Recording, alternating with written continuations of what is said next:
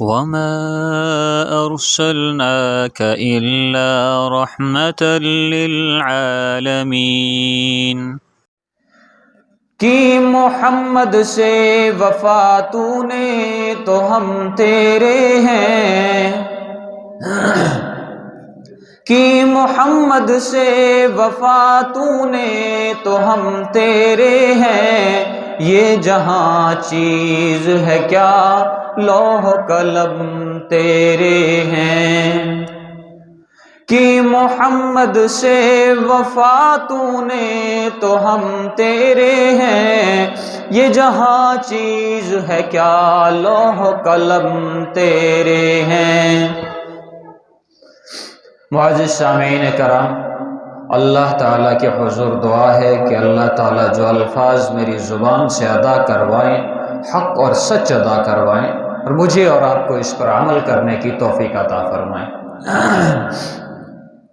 سامعین کرام، آج کل ایک فتنہ ہمارے معاشرے میں برپا ہے، اور وہ فتنہ قادیانیت ہے۔ قادیانیوں کا فتنہ ہے کہ محمد الرسول اللہ صلی اللہ علیہ وسلم پر اللہ رب العزت نے جو ختم نبوت کی مہر لگائی تھی، جس کا خود محمد الرسول اللہ صلی اللہ علیہ وسلم نے بھی اپنی زندگی میں تذکرہ فرمایا تھا کہ میں آخری نبی ہوں۔ حدیث کے الفاظ ہیں، قال رسول اللہ صلی اللہ علیہ وسلم انا خاتم النبیین لا نبی بعدی، کہ میں آخری نبی ہوں، میرے بعد کسی نبی نے نہیں آنا۔ نبوت کے دروازے پر تالا لگا دیا گیا۔ قادیانی اکثر اوقات ایک سوال پوچھا کرتے ہیں، وہ سوال یہ ہے، آج کل کے جیسے ہمارے نوجوان ہیں ان سے یہ سوال زیادہ تر ہوتا ہے، چونکہ ہمیں یہود و نصارہ نے علم دین سے باغی کر دیا ہے، ہم دین کی طرف اتنی بازگشت نہیں کرتے جتنے علم دنیا کی طرف بازگشت کرتے ہیں۔ ہم اپنے بچے کو انجینئر بنانا چاہتے ہیں، ڈاکٹر بنانا چاہتے ہیں، اور نہ جانے کیا کیا چیز ہم لوگ سوچ کر رکھتے ہیں، یہ جی میرا بیٹا پائلٹ بنے گا، میرا بیٹا انجینئر بنے گا، میرا بیٹا ڈاکٹر بنے گا۔ یقین جانے کہ روز قیامت ان میں سے کوئی بھی ڈگری کام نہیں آئے گی، اور جو کام آنے والی چیز ہے وہ محمد رسول اللہ صلی اللہ علیہ وسلم کے دین کا علم ہے۔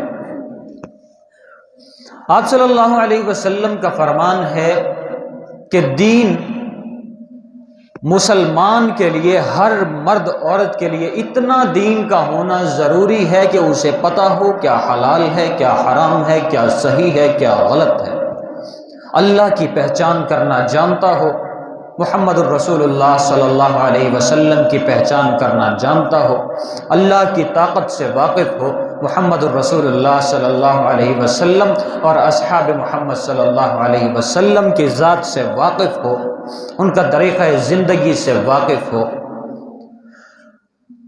اس وجہ سے کہ یہود و نصارہ نے ہمیں اس علم سے تو دور کر دیا، کسی کے ہاتھ میں بڑا موبائل دے دیا، کسی کو انٹرنیٹ کا شیوا بنا دیا، کسی کو کسی چیز کا گرویدہ کر دیا، کسی کو کسی چیز کا گرویدہ کر دیا۔ اسی طریقے سے ہر چیز کا گرویدہ ہونا ضروری نہیں ہے۔ اگر گرویدہ ہونا بھی ہے تو صحابہ کرام رضوان اللہ تعالی علیہم اجمعین جیسی زندگی گزاریں، محمد الرسول اللہ صلی اللہ علیہ وسلم کے دین کے گرویدہ ہو جائیں۔ محمد الرسول اللہ صلی اللہ علیہ وسلم نے جب خود فرما دیا کہ میں آخری نبی ہوں، میرے بعد نبوت کے دروازے پر تالا لگ گیا، تو قادیانی سوال کرتے ہیں ہمارے نوجوانوں سے، اور ان نوجوانوں سے جن کا پتہ ہے کہ اگر ان کے سامنے دین کی بات کریں گے تو یہ دین کی ان بات سنیں گے نہیں، بلکہ کہیں گے ہاں ہاں پتہ ہے، تو بڑا مولوی ہے۔ ایسے نوجوانوں کو وہ چنتے ہیں، ایسے نوجوانوں کو چنتے ہیں جن کے سامنے اگر بات کی جائے دین کی، بات کی جائے نماز کی، بات کی جائے تقوی کی، بات کی جائے پرہیزگاری کی، تو وہ نوجوان کہتے ہیں مجھے مولویت سے چڑ ہوتی ہے۔ وہ ایسے ہی نوجوانوں کو نشانہ بناتے ہیں اور ان سے سوال کیا جاتا ہے۔ سب سے پہلا سوال تو یہ ہے کہ کیا محمد الرسول اللہ صلی اللہ علیہ وسلم اہم ہے یا حضرت عیسیٰ علی نبینا علیہ السلام اہم ہے؟ اب اگر وہ کہتا ہے کہ محمد الرسول اللہ صلی اللہ علیہ وسلم اہم ہیں اور عیسیٰ علیہ السلام اہم نہیں ہیں، تو سوال اٹھتا ہے کہ کیا وہ نبی نہیں؟ ہاں، اگر وہ اسے جواب دیتا ہے کہ محمد الرسول اللہ صلی اللہ علیہ وسلم فضیلت میں تمام انبیاء پر افضل ہیں، عیسیٰ علیہ السلام محمد الرسول اللہ صلی اللہ علیہ وسلم کے فضیلت سے کم ہیں، تو پھر اگلا سوال یہ پوچھتا ہے کہ اگر محمد الرسول اللہ صلی اللہ علیہ وسلم فضیلت میں تمام انبیاء علیہ السلام سے اہم ہیں، تو محمد الرسول اللہ صلی اللہ علیہ وسلم کے قبر مبارک کو زمین پر بنایا گیا اور انہیں زمین کے اندر کیوں بلا لیا گیا، اور عیسیٰ علی نبینا علیہ السلام کو آسمان پر کیوں اٹھا لیا گیا؟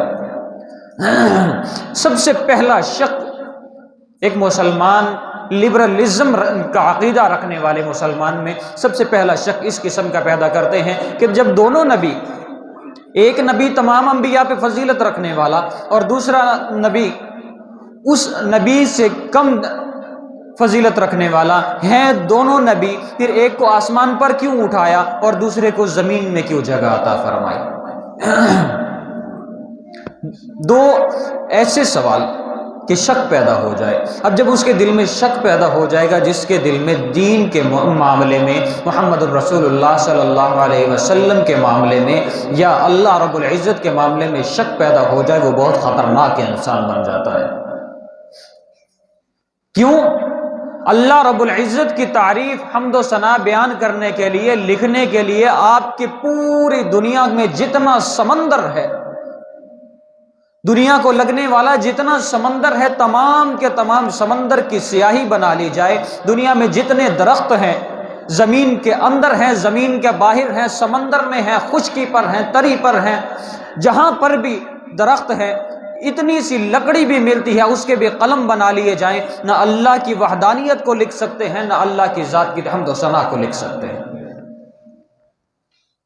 اور اللہ کے نبی محمد الرسول اللہ صلی اللہ علیہ وسلم، آپ کے بارے میں بھی یہی فرمان ہے کہ اگر ان تمام چیزوں کو اکٹھا کر لیا جائے، پانی کی سیاہی بنا لی جائے، لکڑی کی قلم بنا لی جائے، نہ آپ صلی اللہ علیہ وسلم کی حمد و ثنا لکھ سکتے ہیں، نہ اللہ رب العزت کی حمد و ثنا لکھ سکتے ہیں، کم پڑ جائیں گے یہ چیزیں۔ پھر حضرت عیسیٰ علیہ السلام جب اللہ کے نبی محمد الرسول اللہ صلی اللہ علیہ وسلم اتنی اہمیت رکھتے ہیں، تو وہ زمین میں کیوں گئے؟ عیسیٰ علیہ السلام آسمان پر کیوں اٹھا لیے گئے؟ تو اس کا جواب یہ ہے کہ عیسیٰ علیہ السلام کو آسمان پر اس وجہ سے اٹھا لیا گیا تاکہ محمد الرسول اللہ صلی اللہ علیہ وسلم کی امت میں بھیجا جائے۔ اب ایک سوال اٹھتا ہے، کیا محمد الرسول اللہ صلی اللہ علیہ وسلم کی امت میں آ کر عیسیٰ علیہ السلام نبی نہیں ہوں گے؟ عیسیٰ علیہ السلام جب امت میں آئیں گے تو کیا وہ نبی نہیں ہوں گے؟ بے شک وہ نبی ہی ہوں گے۔ اب سوال یہ کرتے ہیں کہ جب وہ نبی ہوں گے پھر تو محمد الرسول اللہ صلی اللہ علیہ وسلم کے بعد نبوی آ گیا، جبکہ کہا گیا کہ نبی نہیں آئے گا۔ اب اس کا جواب یہ ہے کہ محمد الرسول اللہ صلی اللہ علیہ وسلم پر ختم نبوت کی مہر لگا دی گئی تھی۔ اللہ نے قرآن پاک میں کیا فرمایا؟ ما کان محمد ابا احد من رجالکم ولکن رسول اللہ وخاتم النبیین، کہ محمد الرسول اللہ صلی اللہ علیہ وسلم تمہارے مردوں میں سے کسی کے باپ نہیں، مردوں میں کسی کے باپ نہیں، اور جو آپ صلی اللہ علیہ وسلم کے بیٹے پیدا ہوئے تھے وہ اللہ تعالی کے پاس واپس لوٹا دیے گئے، ان کا بچپن ہی میں انتقال ہو گیا تھا۔ اس لیے فرمایا کہ مردوں میں سے کسی کے باپ نہیں، اور نبوت کا دروازہ محمد الرسول اللہ صلی اللہ علیہ وسلم پر بند کر دیا گیا۔ اور یہ جو بعد میں عیسیٰ علیہ السلام کا آنا ہے، یہ نبوت میں اضافہ نہیں ہے۔ ہاں، اس کا جواب یہ ہے کہ جب عیسیٰ علیہ السلام دنیا میں تشریف لائیں گے وہ پرانے نبی ہوں گے۔ بعد میں نبی آنے کا مقصد یہ ہے کہ نبوت میں یا تو اضافہ ہو جائے، انبیاء کی تعداد میں اضافہ ہو جائے۔ انبیاء کی تعداد میں اضافہ نہیں ہو رہا، بلکہ انبیاء کی تعداد اتنی ہی ہے، 1,24,000 کم و بیش، مگر اس میں جو تبدیلی ہوئی وہ یہ ہوئی کہ ایک نبی جو آپ صلی اللہ علیہ وسلم سے پہلے دنیا میں آئے تھے، ان کی نبوت واپس نہیں لی جائے گی۔ اللہ تعالیٰ کا یہ قانون نہیں ہے کہ نبوت عطا کر کے اسے سلب کر لیا جائے۔ وہ نبوت انہیں ملی تھی اور وہ نبی ہی زمین پر آئیں گے، مگر انبیاء کی تعداد میں اضافہ نہیں ہوگا۔ اب سوال یہ بھی پوچھا جاتا ہے کہ نبی کی تعریف کیا ہے؟ اور ہمارے نوجوان ماشاءاللہ اللہ تعالیٰ علم دین کا اضافہ عطا فرمائے، ہم لوگ جواب دیتے ہیں کہ نبی وہ ہے جو صاحب وحی ہو، جس پر وحی آتی ہو۔ نبی وہ ہے جو متقی پرہیزگار ہو، جس سے غلطی نہ ہوتی ہو۔ نبی وہ ہے جس کے تابع عوام ہوتی ہو، جسے دیکھ کر عام آدمی صحابی بن جائے، عام مسلمان صحابی بن جائے۔ نبی وہ ہے، یہ جواب نہیں ہے۔ یہ حقیقت ہے کہ یہ تمام کے تمام افعال ایک نبی میں پائے جاتے ہیں، مگر اس کا جواب یہ ہے کہ نبی اسے کہتے ہیں جس نے محمد الرسول اللہ صلی اللہ علیہ وسلم کی اقتداء میں معراج کی رات کو نماز ادا کی۔ نبی وہ ہے۔ اس کے علاوہ اس رات میں جنہوں نے اقتداء نہیں کی ان میں سے کوئی نبی نہیں بن سکتا۔ اللہ نے سب سے آخر میں اس وجہ سے بھیجا تاکہ محمد الرسول اللہ صلی اللہ علیہ وسلم کے بعد کوئی نیا نبی نہ اٹھ جائے۔ سب سے آخر میں بھیجا، نبوت کے دروازے پر تالا لگا دیا گیا، اور جب نبوت کے دروازے پر تالا لگ گیا تو اللہ تعالیٰ نے 1,24,000 آدم علیہ السلام سے لے کر عیسیٰ علی نبینا علیہ السلام تک تمام انبیاء کو صف میں کھڑا کر دیا، اور مصلی رسول آپ صلی اللہ علیہ وسلم کے سپرد کر دیا گیا کہ اے میرے نبی تو امامت کروا، تیری اقتداء میں نماز پڑھنے والے آج کی رات میں جس نبی نے نماز پڑھی وہ نبی اس پر مہر لگا دی جائے گی، اور جو اس صف میں کھڑا نہیں ہوگا وہ نبی نہیں ہوگا۔ تو اس سے کیا ثابت ہوا؟ نبی اسی کو مانیں گے جو محمد الرسول اللہ صلی اللہ علیہ وسلم کی اقتداء میں نماز پڑھ چکا ہو۔ اب یہاں پر مرزا ملعون تو کہیں بھی نہیں ملتا۔ اگر ہم اپنی ہسٹری آف اسلام دیکھیں تو اس میں ہمیں مرزا قادیانی کہیں بھی نہیں ملے گا، اور سب سے خطرناک مذہب ہے یہ، دنیا کا سب سے خطرناک مذہب۔ اور کیسے؟ وہ کلمہ پڑھتے ہیں، یہی کلمہ پڑھتے ہیں، لا الہ الا اللہ محمد الرسول اللہ۔ ہمارا یقین ہے کہ محمد الرسول اللہ صلی اللہ علیہ وسلم وہ نبی ہیں جنہیں اللہ تعالیٰ نے آخری نبی بنا کر بھیجا۔ ہمارا یہ عقیدہ ہوتا ہے جب ہم یہ کلمہ پڑھتے ہیں، اور ان لوگوں کا عقیدہ یہ ہوتا ہے کہ یہ جو محمد کا لفظ آیا یہ غلام احمد قادیانی کے لیے ہے۔ اور دوسری بات اور سب سے اہم بات، اللہ نے کسی نبی کو غلام نہیں بنایا۔ اللہ نے کسی نبی کو غلام نہیں بنایا۔ آدم علیہ السلام کو دنیا میں بھیج کر ثابت کر دیا کہ یہ نبی ہے میرا، مگر کسی کا غلام نہیں ہے۔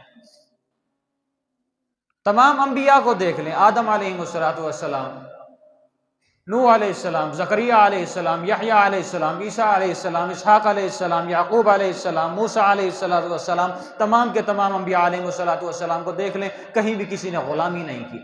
نبی غلام نہیں ہوتا، اور اس کا تو نام ہی غلام احمد قادیانی ہے۔ تو اس سے یہ ثابت ہوتا ہے کہ یہ نبی ہو ہی نہیں سکتا، اور اسے نبی تسلیم کرنا بھی کفر ہے۔ محمد الرسول اللہ صلی اللہ علیہ وسلم جیسا نبی نہ پہلے آیا تھا نہ بعد میں آ سکتا ہے۔